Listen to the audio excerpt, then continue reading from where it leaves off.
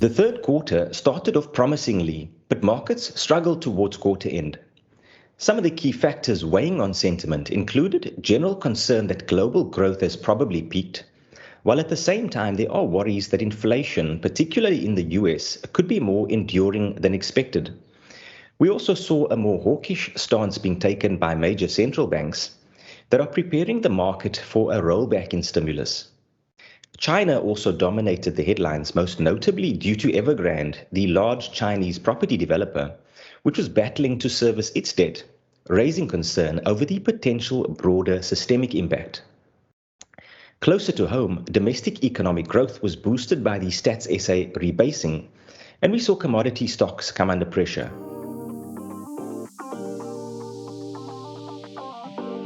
The South African equity market was up this quarter, driven mainly by financials.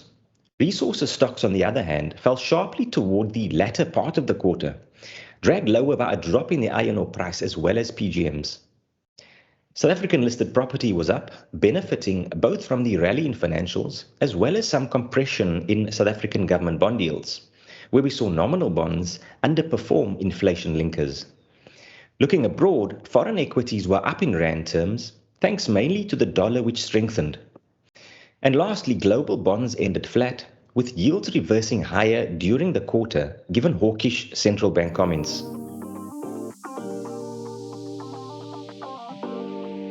Following a pronounced rebound in global growth, we're now seeing the expected rate of growth begin to moderate towards more normal levels.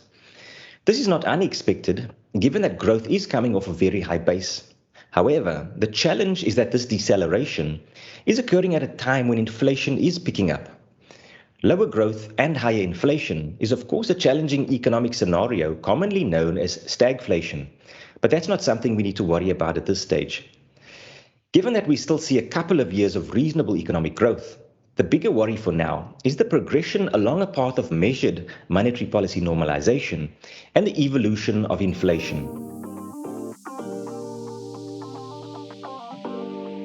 Growth in South Africa is proving better than expected, especially following the Stats SA rebasing, which now estimates the economy to be about 1/10 larger than initially thought. This means that some of our key ratios, such as our debt relative to GDP, are slightly more palatable than before.